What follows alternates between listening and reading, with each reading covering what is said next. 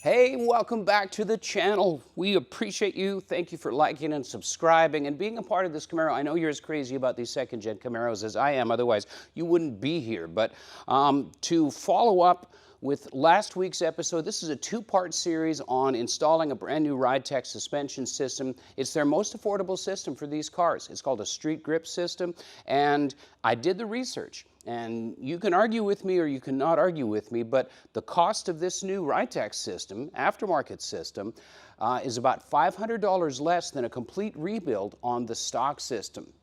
That's what my research shows me. And we get a 2-inch drop all the way around, performance suspension, bigger sway bar. There's a lot of good reasons to do that if you want to modify your car, and I do. So part 2 is all about showing the rear part of the conversion and how we solve the sway bar issue and things like that. So I'm going to get out of the way and stop talking pretty soon, but we're working with Rodney Prouty from Suspension Geek and Geek House Racing again, and he's lending us his insight and his experience, not only with RideTech suspension, but with suspension stuff in general. He throws out some wisdom here and there, and pay attention to the tech stuff that he's handing over to us. It's pretty cool to be working with a guy that's that experienced with these cars in particular, but just suspension in general. I guess that's why they call him the Suspension Geek. But anyway, thanks for watching, and let's get back into part 2 of RideTech suspension on the garbage Camaro. So rebuilding the drag link assembly is kind of what I call low-hanging fruit. It makes perfect sense to do it. It's relatively easy to remove from the vehicle, and it needs to be done. Let's face it, these are 52-year-old components as well. So it makes perfect sense until you try and separate the inner and outer tie rod ends from the link itself on the floor, and it becomes a real issue because of the lack of leverage.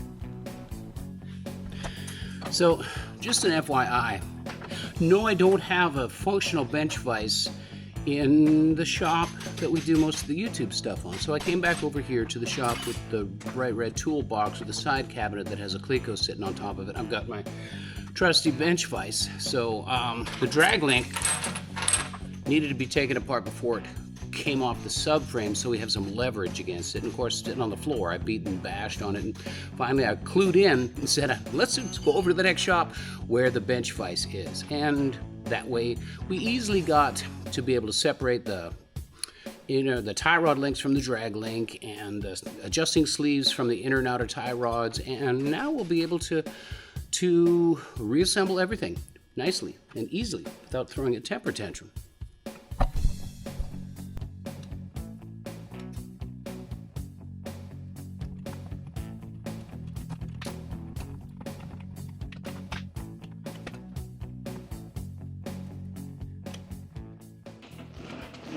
All right, so with all this stuff broken down, you see what I've done here? I've basically just traced out the inner and outer tie rods onto the floor about where they go. This is just about getting close. And so now I can bring my adjusting sleeve and kind of set it about midway.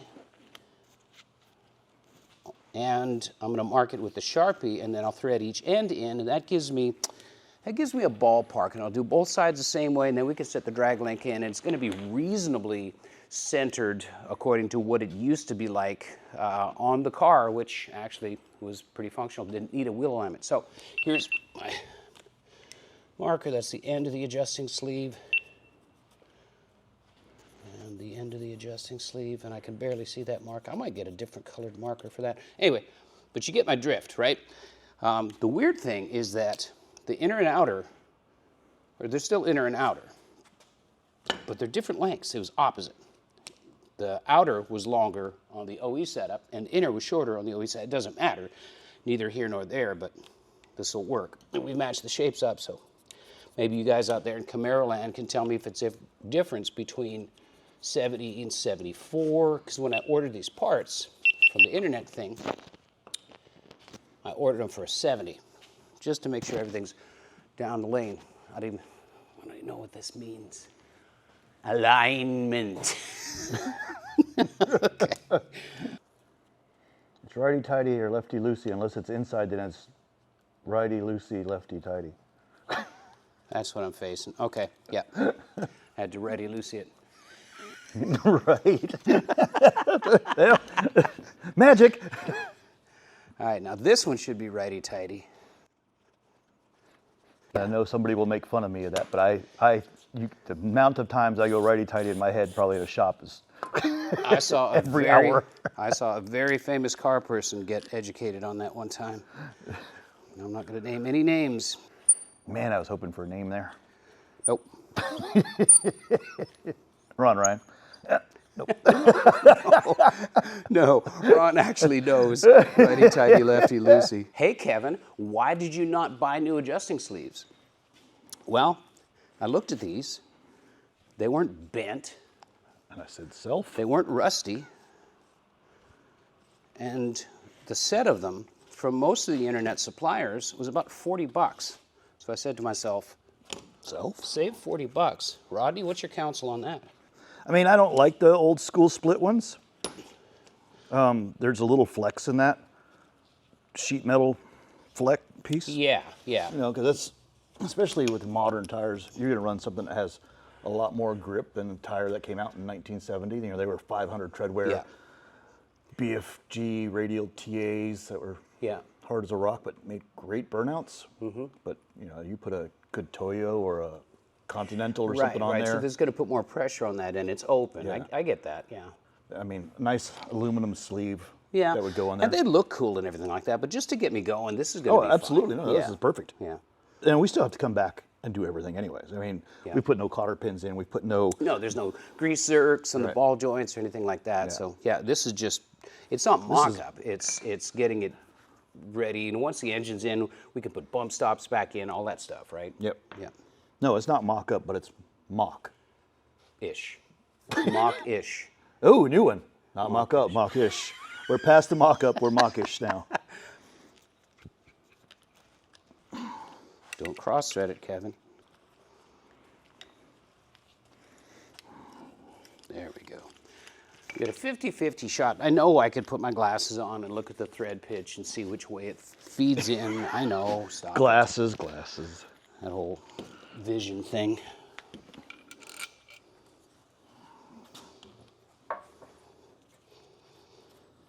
It's ish right there.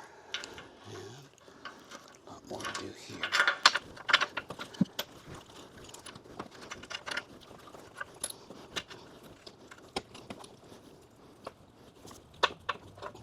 We're going to call that really close.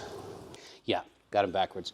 The inner rod has a downward bend in it, so that needs to be under here so it goes underneath other suspension components.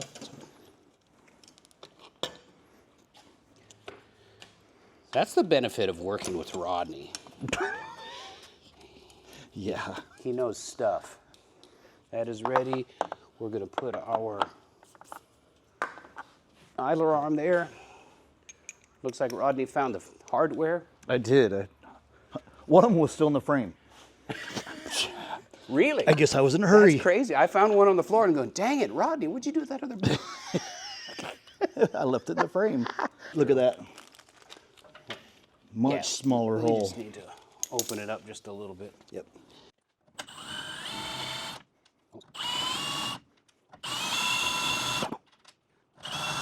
One.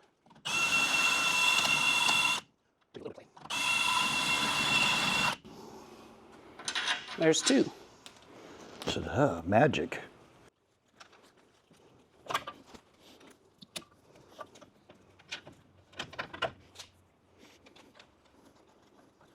Okay.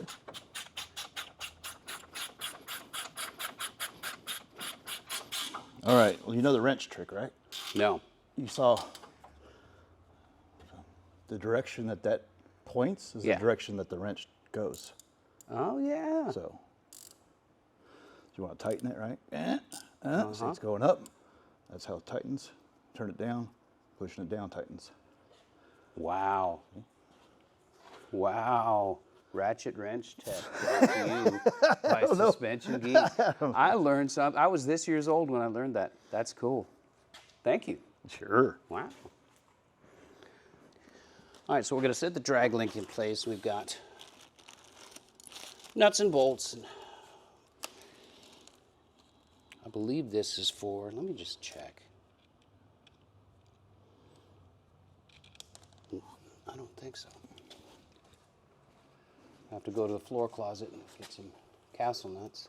We need 2 that's going to fit the center link, Rodney. Because we didn't buy that piece new, thereby we don't have the new.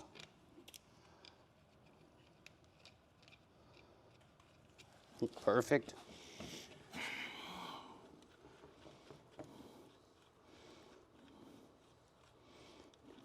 So we just hang it by the steering box and the idler?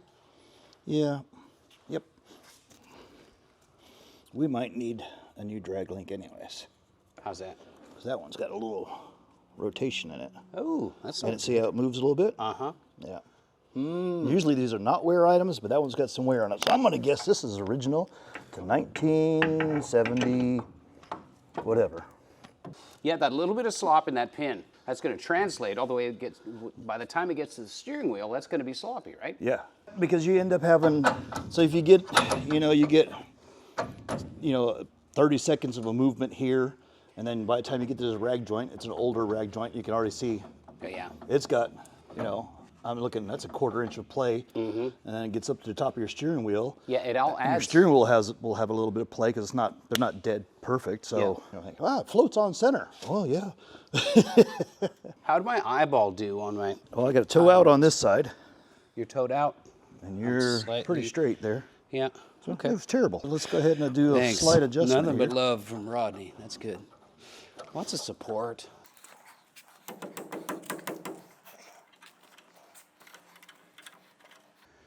That's nice. How's your side? Close enough for rock and roll. That's good. Yep. So now we just pack some wheel bearings. Yep. Slip those on and put some castle nuts and stuff on it, and then you can actually put wheels on it if you want to, and then we'll just move over there. Oh, wheels are going on it. Yeah. What we've done here, well, first of all, I've looked at the pins, the threads, everything's good on the uprights. And I took the old brake rotors and took them into the local auto parts store, O'Reilly to be specific, and just had them turned down. They were a little bit warped and there was enough material to get them straight.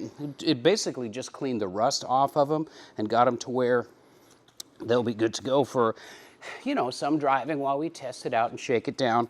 And running my finger along the inside of the race on the inner and the outer bearing race, it feels really good on one of them. So honestly, what we're gonna do is, if you, camera guy can get real close on there, the roller bearings look good. They don't feel crazy. We're just gonna repack that bearing. But this one here, just looking at it, cleaning it up, some of the rollers right there, look at that. Get a good close up of that, camera guy. See all the pitted marks in there? That's just from debris getting in between. Now, interestingly enough, the race is perfect with this roller bearing, and it won't even, it catches. So what I've done is ordered a new one. So we're gonna put a new roller bearing in one side and just pack the rest of them. And we're gonna, put it on the road like that. It's gonna be fine. It'll be great. That's right. Guys are like, the pin spindles, because, the new thing now is hub spindles for these cars. Okay. I think Speed Tech makes a nice hub spindle, Ride Tech makes a nice hub spindle. A lot of guys are switching to that. I'm just going to tell you that the pin spindle has been around for a long, long time. Well, the hub spindle, there's a Corvette hub bearing upgrade. Bearing that goes on it, yeah. Yeah. And they're great for Corvettes and stuff. They're good for regular cars too. The thing I've seen though is that the amount of stress that a pro touring car or a vintage car like these put on them, and it's mainly because of the offset of the wheels. If you look at the offset on a Corvette, it's like a 0. Yeah. When you get these, a front wheel, if you put an 8-inch front wheel on here, you're putting 4 inches of offset on it. Yeah. So you're putting that extra leverage on that bearing, and that bearing's not designed for that. And let's face it, this car came with 6-inch wide, 14-inch wheels. That's what the spare is. And so you talk about offset and load placed on the bearings, it's pretty much centered up, and it's very slight. And we start to put, I'm gonna put probably at least 8.5-inch wide rims on the front of this thing. Not a half. Not a half. Roger says more. So it's going to change the relationship to those bearings and the leverage and the loads on them. And then, like he was talking about before, sticky tires, all that type of stuff. So what I'm doing is I'm jamming the red line grease into the wheel bearing. Now we're going to drop that guy in. Now we got to put a seal in right there on the outside, which is in the packaging, and I'm going to change my gloves, and then we'll pack the front, put it on. Bob will be Uncle Bob. Hold on, new gloves. Oh wait, hang on. Uncle Bob. I just got to get a sensible hammer, tap that in. Hang on, you tell him a body guy. Because even the used hammers are old body hammers.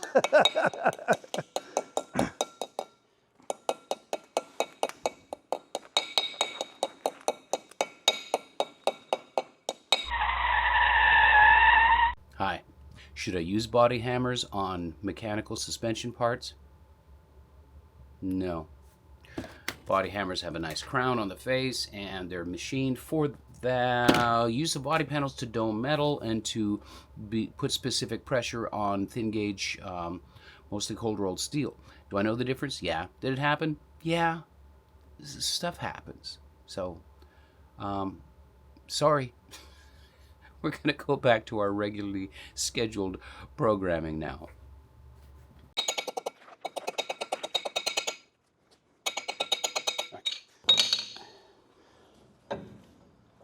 So that's going to stay there until I can get my outer bearing on, but I'm going to goop up my hands. So Is this the good bearing? Yeah. Okay. Same thing. We're just jamming that grease in. You can see what I'm doing. I'm rotating it as I'm putting it into the cup of my hands. Now, somebody at the internet is throwing stuff at the screen going, oh, you got a plastic tool, you got to put it in and push a button and it loads it. And yes. You're right. I have one. Oh, you do? Oh, look at you. Guess where it is? It's in my building? No, it's in the other shop, behind the red toolbox, on the pegboard, by where the internet modem is, hanging on the wall. Well, you're fancy by like the that. side cabinet where the box of Clecos is. You're fancy like that. I do suspension almost every day, and I don't have one. Yeah. Don't need it. Well, no, you don't need it. I can't remember why I got it. Rodney? Because it was cool. Maybe. All right, so this guy goes in here, and that centers in on there. We've got our washer, the castle nut. We'll set a little bit of preload in this, but it's not going to be a whole lot. That's about what I want right there. A little bit of resistance. And it kind of lines up with the hole for the cotter pin. So I might just roll with that for now. So I am literally just snugging it up because we are not really setting anything tough. Got a little bit of rotation in it, not much drag, and then we'll just drop the cotter pin. Oh, wherever the hole's at, right there. That's it. That's enough. Oh, you're gonna put the cap on? I would not. No? No. Just because? It reminds you to come back and look at them. Oh, there you go. There's top tip of the day from Rodney. Yeah, that makes sense. Plus, I mean, these are so cool and custom. I like them. They're ultra Original. That's factory. It is factory. You know what I do like about them, and this is kind of a geek moment right here. When I was pulling them off, look at this edge here. Even when they're fully seated, there's space for a screwdriver in there. Pop them so you off. can pop them off. Uh-huh. That's cool. Yep, the ones on the New ones don't do that. No, they don't. The ones on the help tree at the auto parts store are just flush. Yep. So I might save these anyways. I might take them to the English wheel and metal finish them. I can see you. Brr, brr, brr, brr. Gonna get a slapper too. Get the dents out of it, smooth it out, file it. I've done it. Ay, ay, ay. Do you need this anymore? Nope. Okay, so front is what? Front is built? Basically together, yeah. Yeah. Everything's just finger tight, snug. You can put wheels on it, it'll roll. That's what I'm after. That's what I'm after. Cool.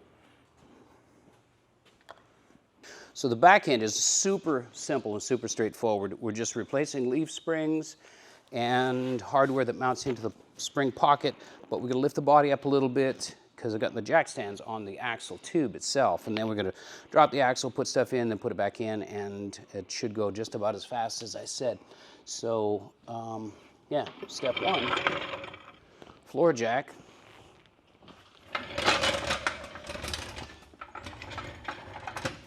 Yeah, just go up a little bit, and I'll put some stands underneath the body somewhere under here. It's gonna groan because the leaf springs aren't even on bushing. So. All right. That's a reinforcement pocket there, so that should be good. Coming down. Oh, yep. Go ahead. There. All right, you can stop. Now we can work with the rear end. Yep. So we've got a little bit of pressure up there in the spring pocket. Should hold it up.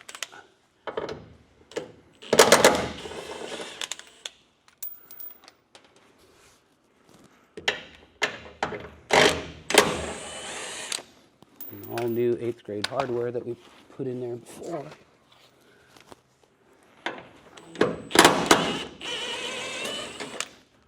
So you already did all the fun work on Oh here yeah, for us. yeah. I medium blasted the pocket. Lefty loosey. It's your gun. Must be in kilometers or something. I'm gonna let it down just so there's a little bit of pressure on those stands. Okay. There you go.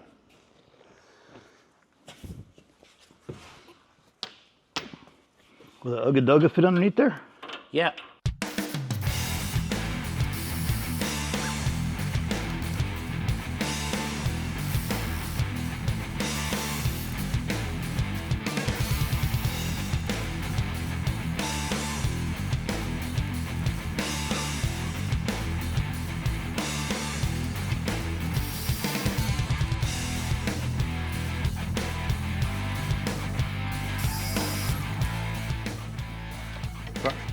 Yep. There's the plate. Oh. It's coming. That baby's wedged in there. Goes. Keep going. Keep going. Almost there. There it goes. Got all digits intact? Oh yeah, no, it's fine. Look at that. So this is substantially heavier than the monoleaf. It's going to replace it. So I had replaced everything with grade 8 hardware. Nothing wrong with it.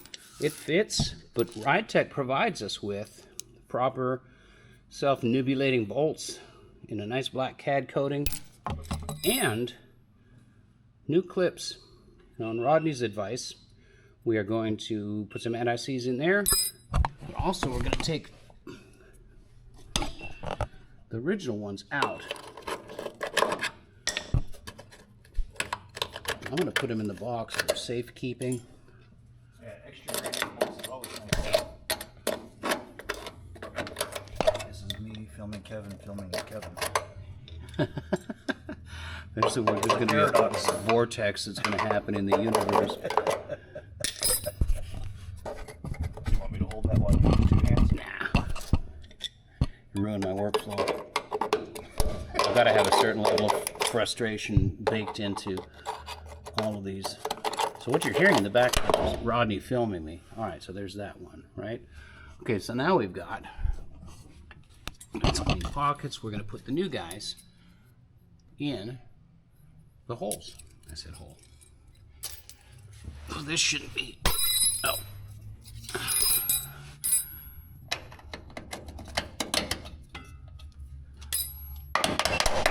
It's not a hammer. Everything's a hammer.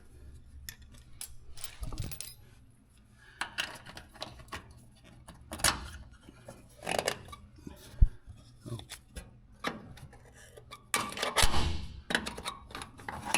There we go. One more. There. Nope. I just put the old one back in. Moron. Okay.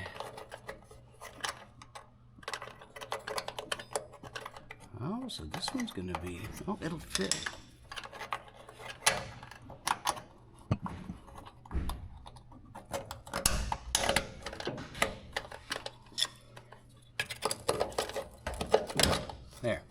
Perfect.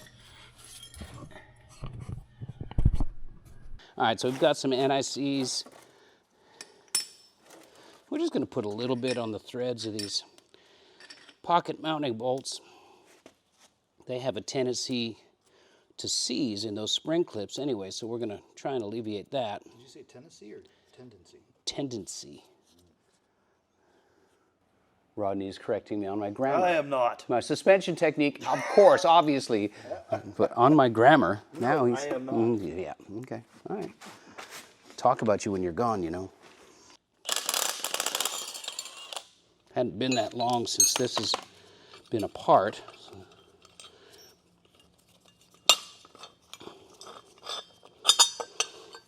And I restored the spring pockets, media blasted them, all kinds of stuff, and they were in really good shape anyways. But now this is total dinosaur, and this goes completely away. So RideTech even provides new cross bolts, but this is dang good hardware. It's in really nice condition. So I'm going to, thank you, I'm going to, I don't know, I'm going to save it, okay? It's going to be in a box somewhere in a storage shed for the next 17 years. Which way did I pull that bolt out?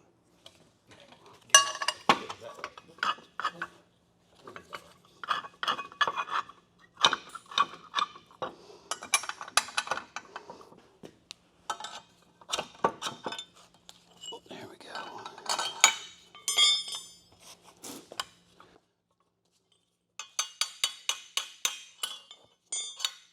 And we've got a nylock nut right here. This thing's a little floaty, but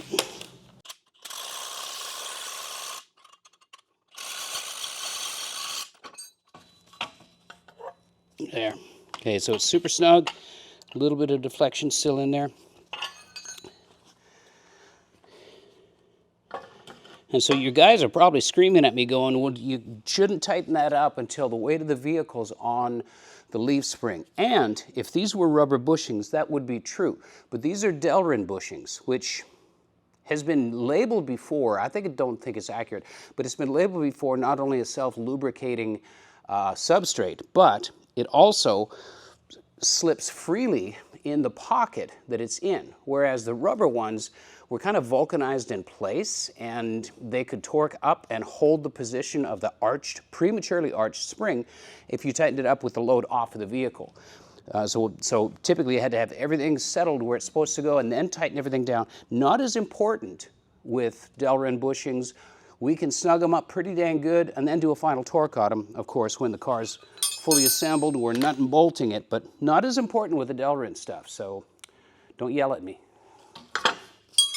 So now we're getting ready to build up the composite springs. On the original leaf springs, you had a rubber isolator, and we'll take a look at that over here. On the original leaf spring, you had rubber isolators or polyurethane, depending on whose brand you used. And what RideTech has done, they've made an upper mount that fits in the same location to help locate it on the top.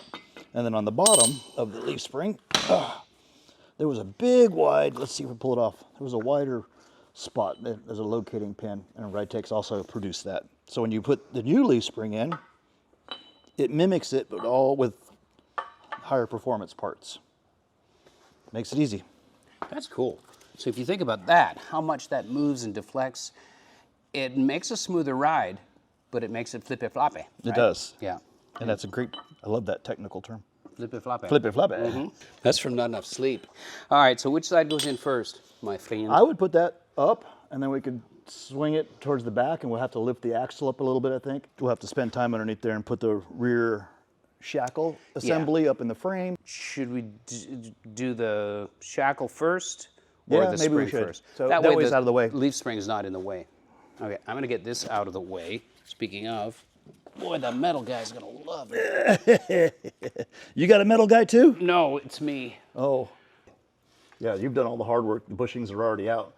This is super easy. These Delrins are precision built, so there's not hard work putting them in. Yeah. So we'll have to get a little bit of hammer. I've got a dead blow. I'll get you. Might have to squeeze that in a little bit.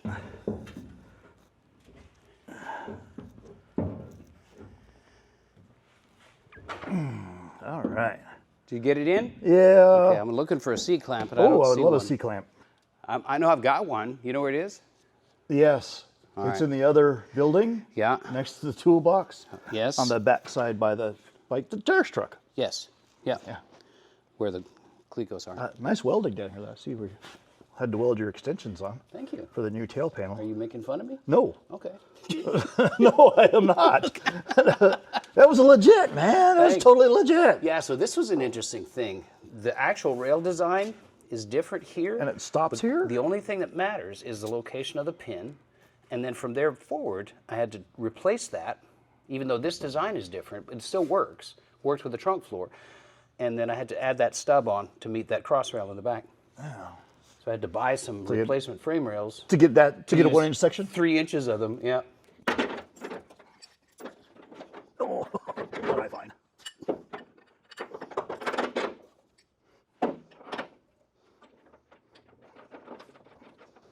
And those are 1/2 inch also, so we'll just tighten those in to squeeze them up.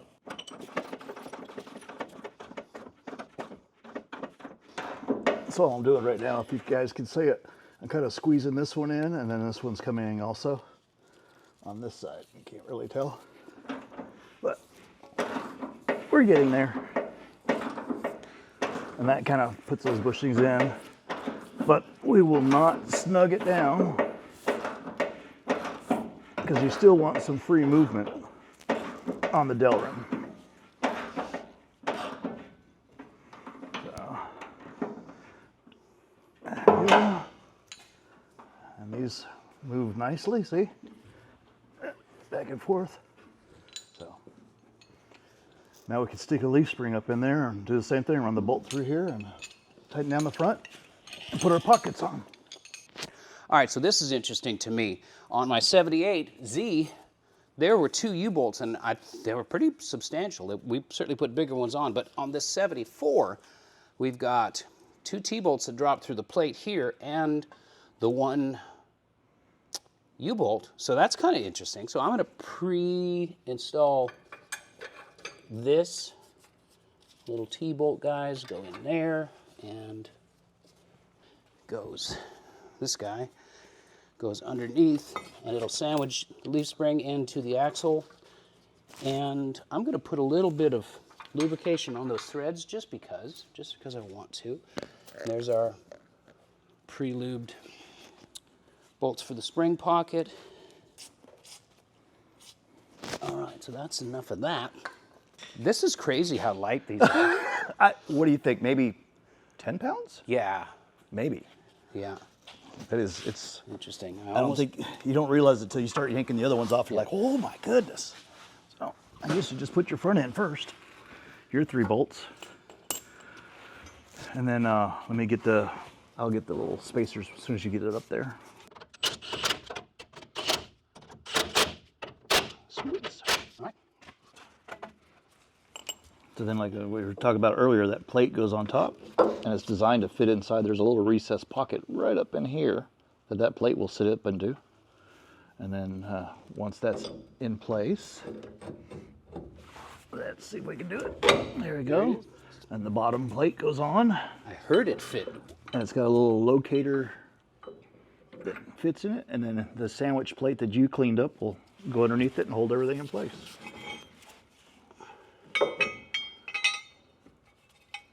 There you go.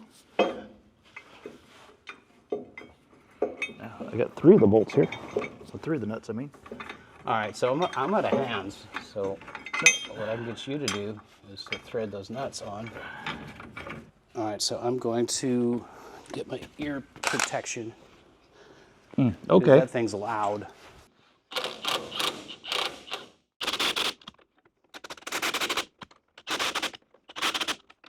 And we'll come back and check these later. I think these are supposed to be torqued to like 65 pounds or something like that. So now we literally just have to lift the rear end up and run our last bolt through on this leaf spring. I'm wondering if we should do the other side to this point and then do both at once. Okay. That way we're not fighting one with the other, right? Sounds good to me. See, I have my moments of thinking too. Sometimes. Is it time for you to go home, Rodney? Yep. So now that we've got the leaf spring seated on the axle housing, front pockets are all dialed in. This side was just a rinse and repeat from that side. Yep. So we're just raising the axle assembly up to meet these shackles. And, oh, this is perfectly lined up. How's yours? Yeah, I mean, I'm not moving anything. It goes right up. So tell me when to stop. Oh, I can even see. You can probably see the hole right there. Oh. That's all right. Let's do that. Look at that.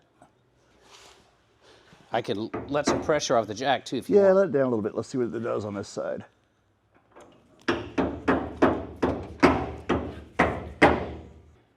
Hold on.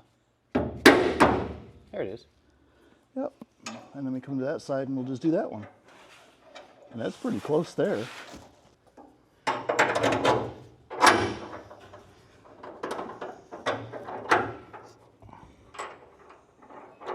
Did it go all the way through? It went all the way through. Give me that hammer back. So we can get rid of the jack now. Go ahead. It's holding itself up. Yep. There's a rear end holding itself up with the new Ride-Tech leaves. I'll let you run that in. All right. We can install the shocks too, can't we? Yep. Yeah, unlike the front, that has no weight on it. The back, we should be able to get in with no issue. Yeah. Which is good. That just gets one more thing off your plate. Yep. There. Your leaves are actually in. That's awesome. So as you saw before, these are the new Ride-Tech RQ shocks. Ride quality is, I guess, what the RQ stands for. They're the new steel body from Fox. They come with all their hardware accessories in their bag. First thing you're going to have to do, though, is take the adjustment knob. It has a really nice adjustment knob on top. And you're going to want to take that off. It actually comes with its own set screw for that. So you get the set screw there, and really it's that easy.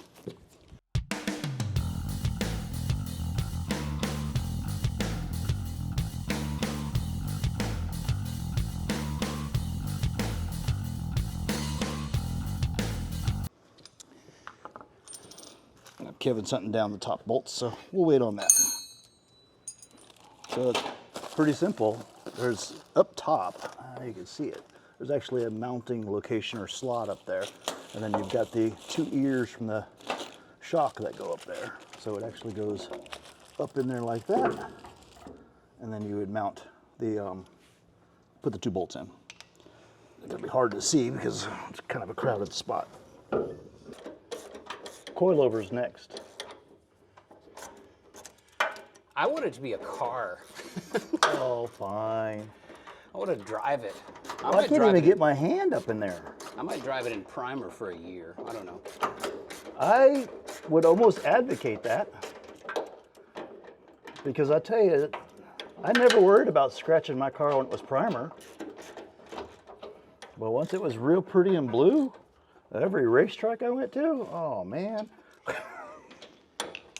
That was stressful. So we put the lower part of the shock on and a little locking nut for it. Come on.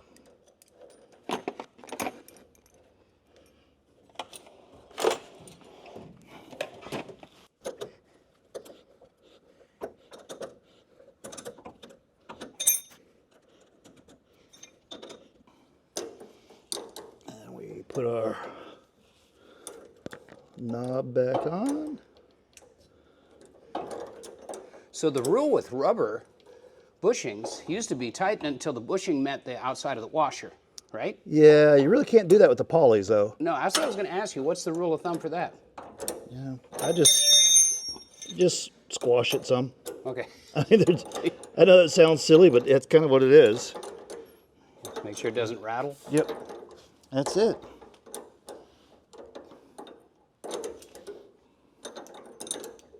All right, so we've got this Ride-Tech front sway bar with all the great hardware, and we've got the guy that can properly explain it. Now, I know the benefit of a larger sway bar. The sway bar is a nickname. It's an anti-roll bar. It's designed to keep the suspension steady. That is the correct name. Yep. Thank you.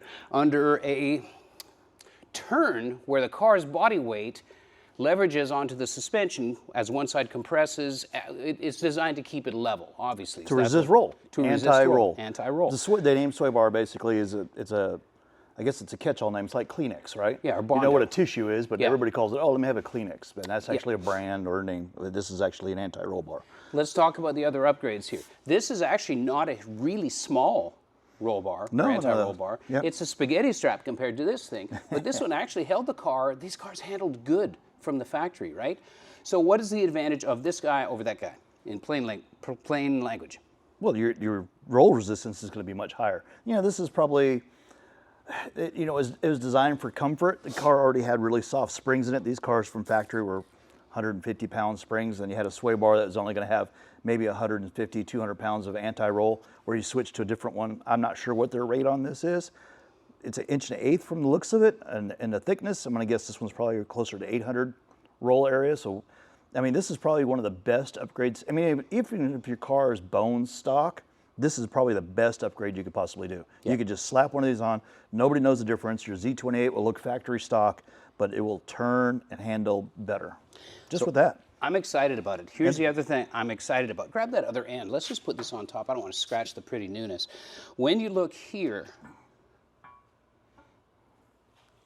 this arm, this bar kicks in more. It's not much more, but it kicks in more right here. So that's going to allow us a little bit more either lock-to-lock clearance or a little fatter tire. Room for a wider tire, right? And then they've done a nice job. Instead of these little flexy metal pieces, they've made these really nice billet housings that hold it in place. And a really neat thing, I don't know if you can actually get in here close enough to see it. Those rubber bushings on their poly bushings, they've actually lined them on the inside, so they don't even have to be greased. They are designed to be not greased. I don't know if you noticed that. I like that. Yep, I remember this from Keeps Derek's it from truck. squeaking, and yes, it's a nice setup. Perfect. We like it. So first is to put our mounts in here, yes? Yes, yes. I think the slot goes towards the rear. And the reason they're doing this is that this bar is so much wider.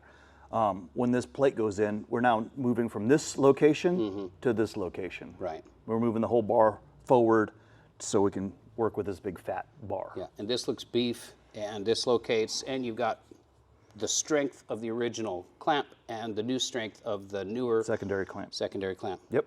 Okay, cool. It's going to be hard for a camera to see, but we're going to be putting these up here. Upside down. Upside down, right there, and then the other bar clamps onto it. That's nice of them. Must be different model years. Yeah. Yep. Oh, thank you.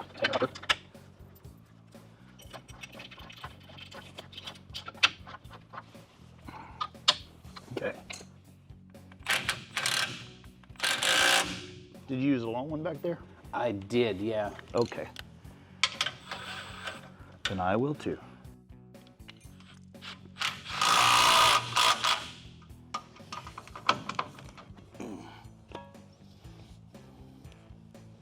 Oh, easy for you to say.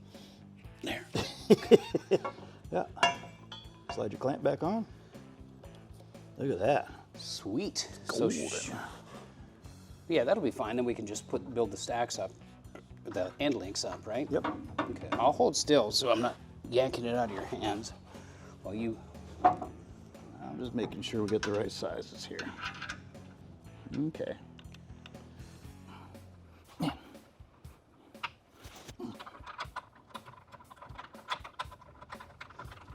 Do one on your side? Yeah. Learned something cool today. Sorry. So you put a nut in the socket. Now the socket doesn't fall down in. We've got some threads to push up in the thing that you can't even see. It's back behind one. And now I can put some pressure on it and get my threads lined up, and it goes in super, super easy. Now it's in. Okay. So now I'm going to run that in and snug it a little bit.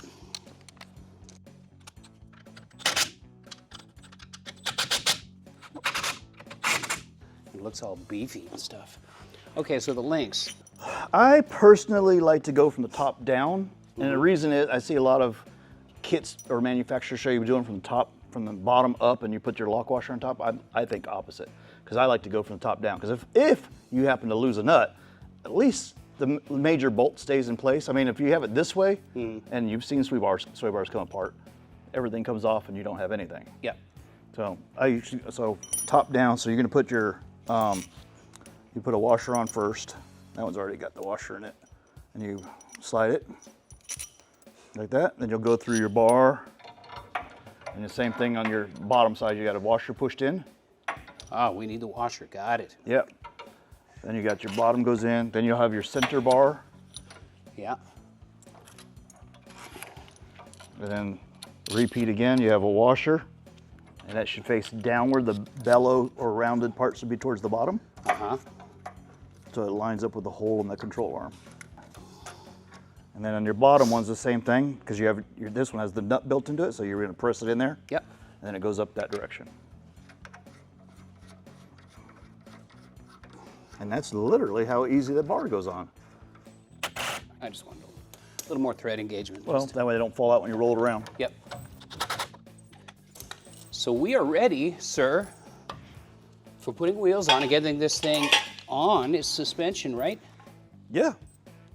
Yep.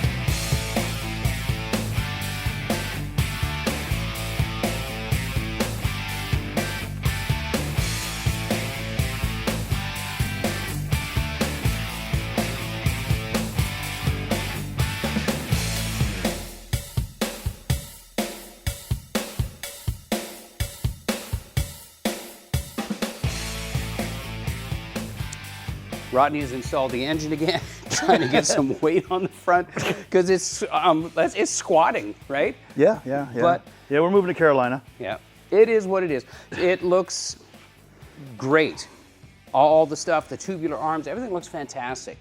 Obviously, again, we're gonna have to put bump stops in, put the shocks in once we've got enough suspension load to put the stub up and get all that done. You know, that'll happen in good time. And certainly, we can finish this stuff up when it's on my lift, right? Absolutely. So I'm stoked, man. I'm really excited about this. This is the suspension upgrade that I was looking for. It's affordable and it's good quality stuff, right? Yep. So all told, this took us. Oh, and you have the transmission already. Yeah. So that's actually going to be motor trans. Yeah. So you have a lot of weight. And then with the clip back on it. Yeah. And cooling and all the stuff. Yeah, but I mean, before any of that's done, you can actually get most of your set. Yeah. That'd be nice. Yep. We started on this. We went from 9 till 3 yesterday. We had an hour lunch. And an hour lunch, and today was 9-ish until 1. So I'm saying 2 guys cooking with gas, working hard. In a day's time, you can have this suspension system installed. Wouldn't you say so? Absolutely. I mean, if you're doing it by yourself, man, plan 2 good weekends just to do it by yourself. You know, so you could have a Saturday and Sunday, and then do the next Saturday and Sunday and be happy. Yeah, like you said, 2 guys, 2 days, change your whole car. But it is a 2-guy thing, especially with the leaf springs seating them into the front or top of the pocket. Coil springs, yeah. Coil springs, yeah. Well, those are a little sketchy. Rodney has a channel. It is Geek House Racing. Geek House Racing. And he's putting lots and lots of videos up there. A lot of really good how-to videos explaining. There's one that you did years ago explaining different angles and what Ackerman means and things like that. And we hear those terms, and I'm a paint and body guy, and I'm unashamed and unembarrassed that I don't know suspension terminology and all the technical stuff. So, okay, I don't know anything about paint. well, It's pretty. You can watch my channel and I'll watch yours. So everybody find him on Geek House Racing, Suspension Geek, and also Trackside Susie is your sweetheart. And she gets all her racing videos up there. She actually used to drive a race car for BFG and did their ride and drives, and she still races her car. Since we built her car, I think she's 4 motors in now and blowing them up because she's so fast. Yep. So. And this close to being Hot Wheels, there's video of Jay Leno driving the car. Yeah, Jay Leno. Can't believe in a 63 Rambler. So, here we go. I go to a Hot Wheels contest, 50th anniversary. I win the Hot Wheels contest. I go to Vegas. I'm in Vegas with 15 other gorgeous cars that maybe could become a Hot Wheels car. Then Hot Wheels comes to you and they say, we're gonna pull your car out of SEMA. So before I even have a chance to think, oh my God, what did I do wrong? I'm on a racetrack with Jay Leno. Jay Leno out here in Speed Vegas. This is a track. It's pretty cool. Well, Roddy, man, I can't thank you enough, dude, for getting this. This is the foundation set. If you don't understand, you don't understand. But this is now what this car is founded on. This is the suspension we're gonna build the rest of the car on, and I'm just saying thanks. I'm grateful, man. Yeah, I think the only little things you may want to look at as upgrades is like we talked, maybe steering box. Yep. And then subframe connectors, and Yep. other than that, I think you're pretty golden. Well, if nothing else, this showed me that the steering box is probably a little sloppy, and that drag link probably needs replaced because of that pin. So, you know, it's a process, right? There's going to be a couple more trips to the parts house, but yeah, it looks great. Now I'm gonna make a trip to the refrigerator. So, thank you guys for watching. Thanks for clicking in and hitting the like buttons, and thanks for going over to Rodney's channel and finding some really good suspension tech on Suspension Geek and Geek House Racing. And hey, if you got stuff you want to comment on, throw it in the comment below. Bring it on, and we'll do our best to make this channel better and better for you. But thanks, man. Thank you for watching and subscribing and being a part of Paintucation. So, and you got suspensucated, by the way. Suspensucated. Oh, no. See you next week. Bye.